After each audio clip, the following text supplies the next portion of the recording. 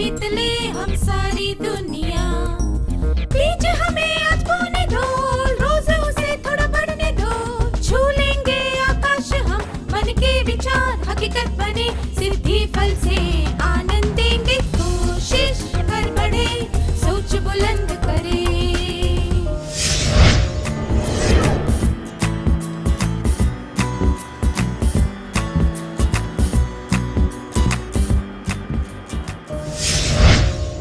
नमस्ते छात्रों, आप सबको देखकर खुशी हुई। आइए हम आज के सत्र की शुरुआत एक खेल के साथ करते हैं।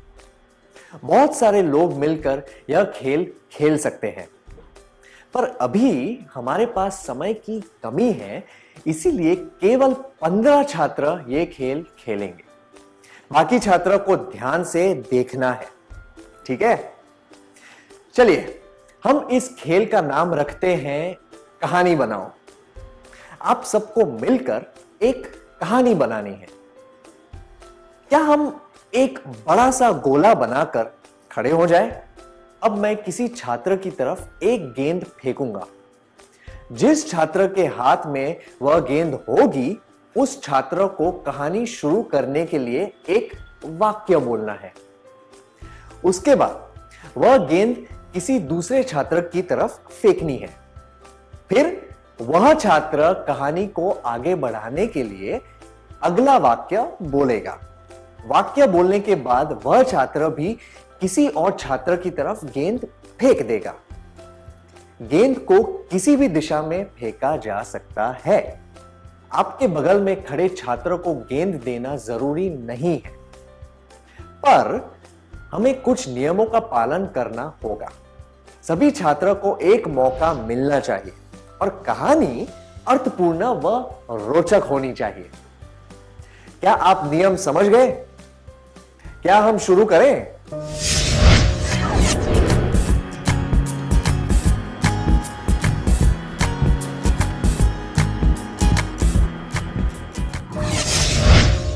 यह बहुत ही मजेदार था ना? हमने अभी क्या देखा? बहुत सारे लोगों ने मिलकर एक कहानी बनाई।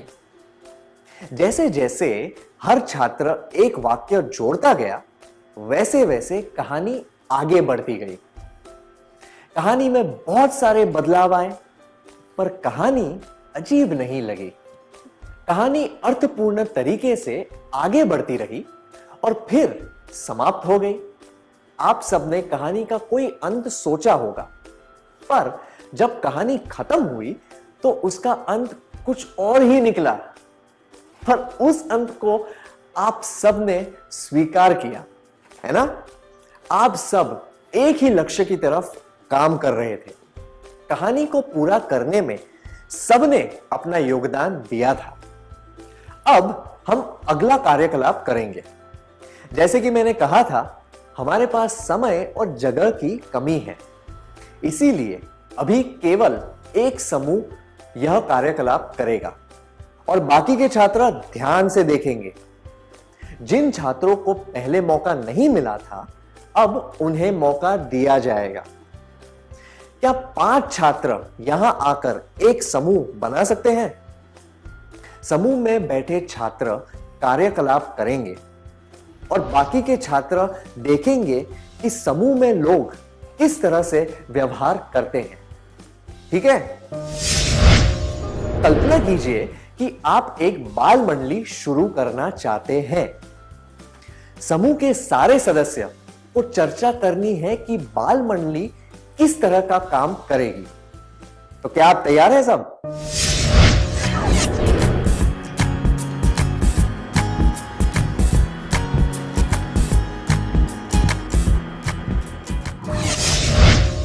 धन्यवाद। यह देखकर अच्छा लगा कि आप सबके पास बाल मंडली के बारे में बहुत सारे विचार थे। तो अब आपके लिए एक प्रश्न है। आपने दोनों समूहों की गतिविधियों में क्या अंतर देखा? कहानी बनाने वाले समूह और अभी की गई सामूहिक चर्चा में क्या फर्क था?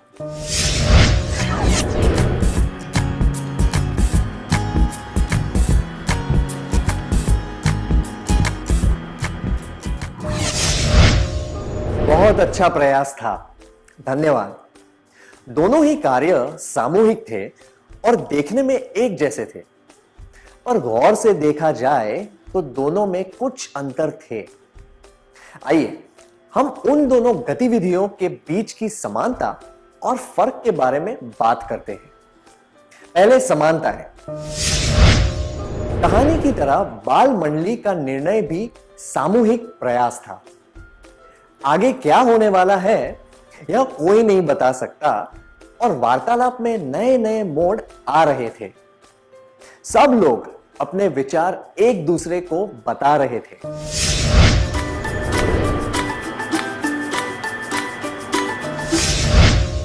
अब अंतर देखते हैं। कहानी के खेल में सबको अपनी बात बताने का एक ही मौका मिला, पर चर्चा में ऐसी कोई पाबंदी नहीं थी। चर्चा में कभी-कभी किसी सदस्य ने बिल्कुल भी बात नहीं की थी। जिन बातों पर चर्चा करनी थी उसके अलावा भी समूह में बहुत सी बातें हो रही थी, जैसे कि लोगों के बीच मतभेद, एक दूसरे के विचारों से सहमत या असहमत होना इत्यादि। चर्चा के दौरान कुछ छात्रों ने अहम भूमिका निभाई। तो सामूहिक चर्चा क्या होती है? आइए उसकी एक परिभाषा बनाते हैं। सामूहिक चर्चा का मतलब है समूह में बैठकर किसी निश्चित विषय पर चर्चा करना, ताकि विचारों के आदान प्रदान से सब लोग कुछ सीख सकें। चलिए मैं दोहराता हूं। सामूहिक चर्चा का मतलब है समूह में बैठकर किसी निश्चित विषय पर चर्चा करना, ताकि विचारों के आदान प्रदान से सब लोग कुछ सीख सकें।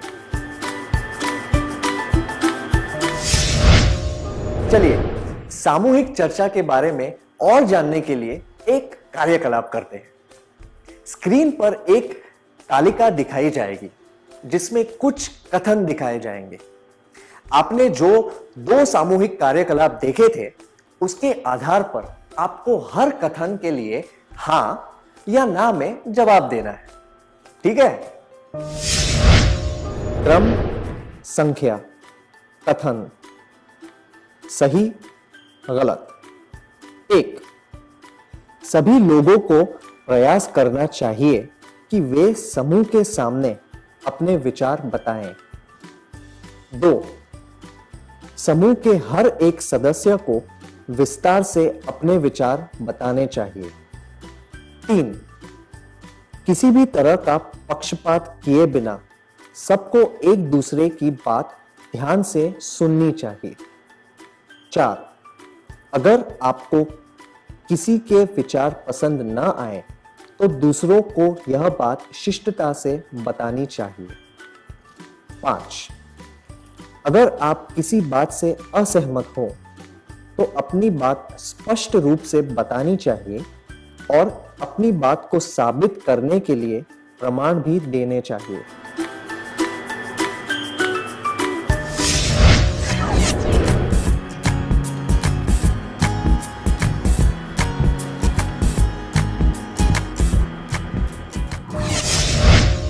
क्रम, संख्या, कथन, सही, गलत।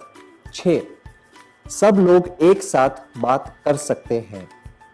7, नए विचार और अलग तरह के दृष्टिकोण सामने आने चाहिए। 8, अगर चर्चा बीच बीच में विषय या मुद्दे से भटक जाए तो कोई बात नहीं। 9, हमें सबके सामने अपने विचार जोर से बताने चाहिए।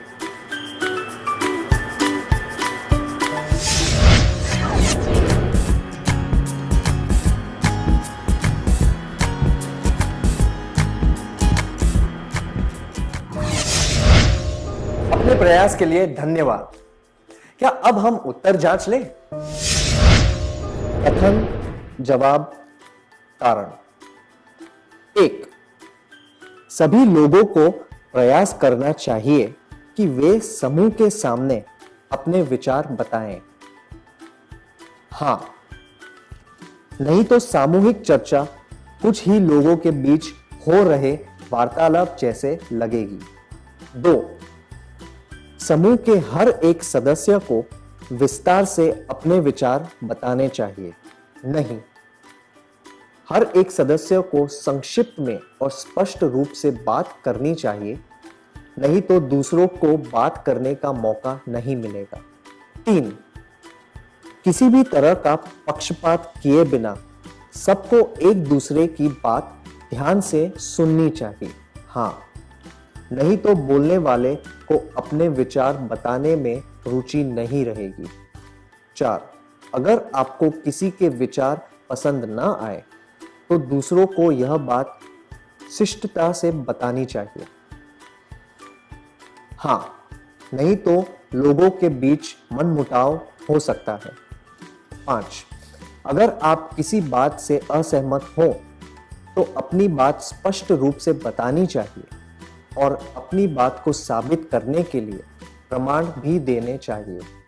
हाँ, नहीं तो दूसरे लोग आपके दृष्टिकोण को ठीक से समझ नहीं पाएंगे। 6, सब लोग एक साथ बात कर सकते हैं। नहीं, सबको बारी बारी से बात करनी चाहिए, नहीं तो किसी को कुछ समझ नहीं आएगा। 7, नए विचार और अलग तरह के दृष्टिकोण सामने आने चाहिए। हाँ, नहीं तो सामूहिक चर्चा आम वार्तालाप की तरह हो जाएगी। 8, अगर चर्चा बीच बीच में विषय या मुद्दे से भटक जाए तो कोई बात नहीं। नहीं, सामूहिक चर्चा को भटकने नहीं देना चाहिए, नहीं तो चर्चा का कोई मकसद ही नहीं रहेगा। 9, हमें सबके सामने अपने विचार जोर से बताने चाहिए। नहीं, ऐसा करने से दूसरों को गुस्सा आ सकता है।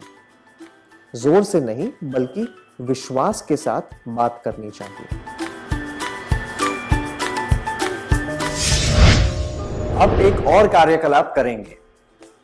अभी हमने देखा कि सामूहिक चर्चा में किस तरह का व्यवहार करना चाहिए। क्या अब हम एक सामूहिक चर्चा करें? इस टीवी पर आने वाले विज्ञापनों के नकारात्मक और सकारात्मक पहलुओं के बारे में चर्चा करेंगे। जिन छात्रों को पहले मौका नहीं मिला था, अब उन्हें मौका दिया जाएगा। इस चर्चा में 5 छात्र भाग लेंगे, ठीक है?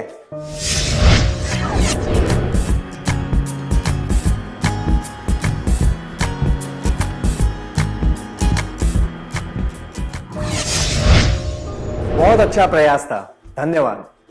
सामूहिक चर्चा के दौरान सबका अधिकार और जिम्मेदारी होती है कि वे अपने विचार व्यक्त करें। बिना भेदभाव और पक्षपात के सबकी बात सुननी चाहिए। अगर आप किसी बात से असहमत हो तो शिष्टता से अपनी असहमति जाहिर करनी चाहिए। सामूहिक चर्चा में एक दूसरे के विचारों को समझना भी जरूरी होता है। अगर चर्चा के दौरान बहुत शोर हो रहा हो तो इसका मतलब है कि व्यवस्थित वार्तालाप की जगह स्थिति अस्त व्यस्त हो रही है। चर्चा में बहुत सारे लोग भाग लेते हैं, इसीलिए जाने अनजाने में लोगों की भावनाओं का भी आदान प्रदान होने लगता है। अगर कोई व्यक्ति दृढ़ता से किसी के विचारों पर असहमति जताए तो दूसरे को गुस्सा आ सकता है। कुछ लोगों को यह भी लगता है कि उनकी बात कोई नहीं सुन रहा, पर सब लोगों को अपनी भावनाओं पर काबू रखने की कोशिश करनी चाहिए। असरदार सामूहिक चर्चा में नए नए विचार और दृष्टिकोण सामने आते हैं। जब नए विचार सामने आते हैं तो लोग उन विचारों को सुनकर स्वीकार करना चाहते हैं। इससे सामूहिक चर्चा सही दिशा में आगे बढ़ती है। सामूहिक चर्चा को सार्थक बनाने के लिए सभी सदस्यों को उचित समय पर नए विचार सामने रखने चाहिए। लोग उन विचारों को ठीक से समझकर स्वीकार कर पाए, उसके लिए विचारों को प्रमाणित करना जरूरी है। अपने विचार संक्षिप्त में और स्पष्ट रूप से बताने चाहिए। क्या हम सत्र का सार संक्षेप कर लें?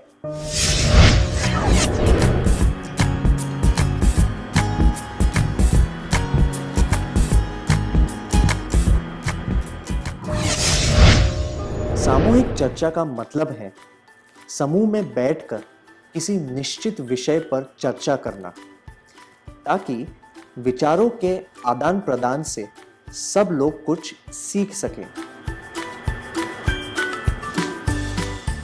सामूहिक चर्चा के दौरान सभी लोगों को चर्चा में भाग लेना चाहिए।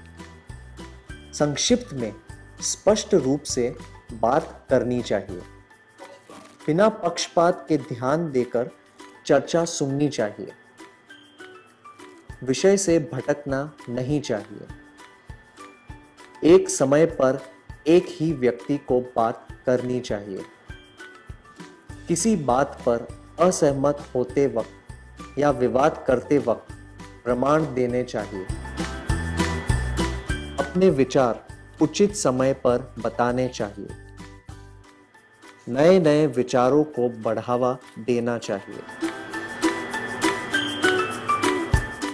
इतनी अच्छी तरह सार संक्षेप करने के लिए धन्यवाद। इन सब बातों को ठीक से समझकर याद रखने के लिए क्या हम थोड़ा गृह कार्य लिख लें?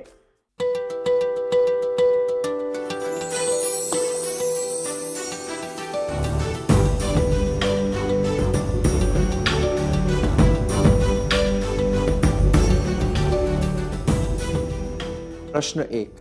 आपके शिक्षक ने आप सबको किसी विषय पर सामूहिक चर्चा करने को कहा है। सब लोग एक साथ बात करने लगते हैं। आप क्या करेंगे? जवाब। 1। मैं चिल्लाऊंगा या चिल्लाऊंगी। सब लोग खामोश हो जाओ और अपने विचार बताने लगूंगा या लगूंगी। 2। मैं इशारे से सब लोगों को शांति बनाए रखने को कहूंगा, कहूंगी और उनसे निवेदन करूंगी कि वे बारी बारी से बात करें। 3। मैं सब लोगों के चुप होने का इंतजार करूंगी। प्रश्न 2।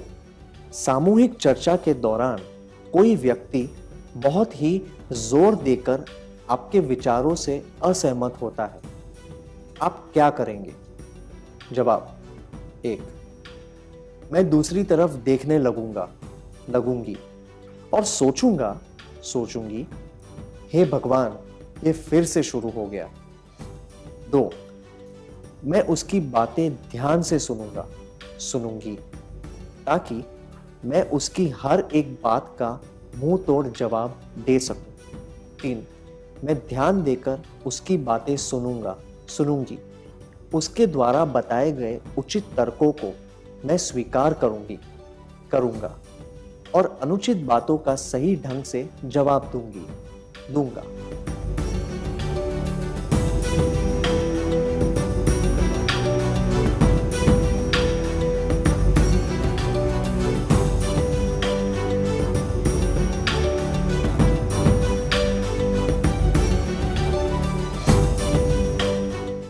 क्या आप अगले सत्र में आने से पहले यह गृह कार्य पूरा करके लाएंगे? चलिए, तब तक के लिए अलविदा।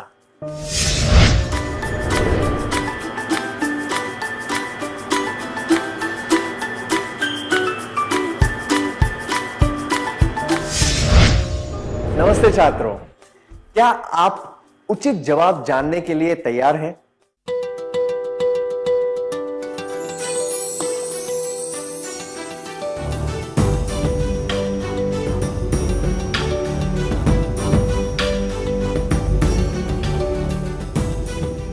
प्रश्न 1। आपके शिक्षक ने आप सबको किसी विषय पर सामूहिक चर्चा करने को कहा है। सब लोग एक साथ बात करने लगते हैं। आप क्या करेंगे? यह जवाब। मैं चिल्लाऊंगा या चिल्लाऊंगी। सब लोग खामोश हो जाओ और अपने विचार बताने लगूंगा या लगूंगी। अनुचित है, क्योंकि सामूहिक चर्चा में एक समय पर एक ही व्यक्ति को बात करनी चाहिए। यह जवाब। मैं सब लोगों के चुप होने का इंतजार करूंगी भी अनुचित है, क्योंकि इससे पता चलता है कि चर्चा में जो अस्त व्यस्तता है उससे खत्म करने के लिए आप कुछ नहीं करना चाहते। यह जवाब मैं इशारे से सब लोगों को शांति बनाए रखने को कहूंगी और उनसे निवेदन करूंगी कि वे बारी बारी से बात करें, उचित है। इसमें यह कोशिश की जा रही है कि चर्चा व्यवस्थित रूप से आगे बढ़े और सब लोगों को बोलने का मौका मिले। आपने कौन सा जवाब चुना है?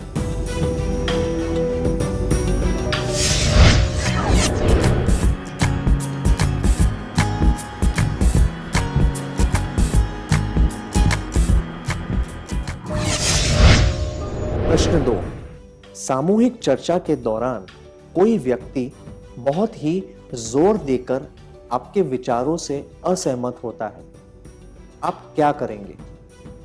ये दोनों जवाब मैं दूसरी तरफ देखने लगूंगी और सोचूंगी, हे भगवान, ये फिर से शुरू हो गया। और मैं उसकी बातें ध्यान से सुनूंगी ताकि मैं उसकी हर एक बात का मुंह तोड़ जवाब दे सकूं। अनुचित है। इनसे पता चलता है कि आप दूसरों के विचारों को सुनना नहीं चाहते और उन्हें चुप कराने के लिए आक्रामक तरीके अपना रहे हैं। इस तरह के व्यवहार से सामूहिक चर्चा पर गलत असर पड़ता है।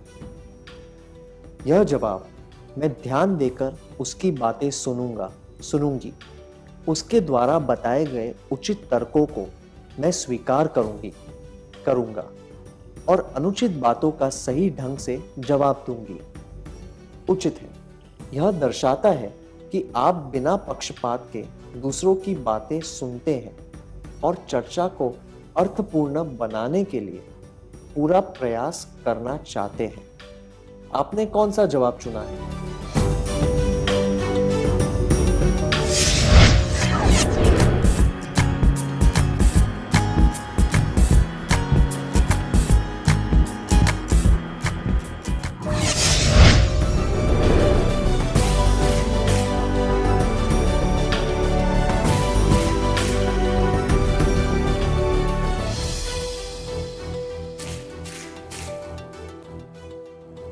जिन छात्रों के सारे जवाब सही थे उन्हें बधाई हो। बाकी के छात्र सत्र की मुख्य बातों पर फिर से नजर डाल सकते हैं ताकि वे सारी बातें ठीक से समझ सकें। क्या अब हम अगला सत्र शुरू करें?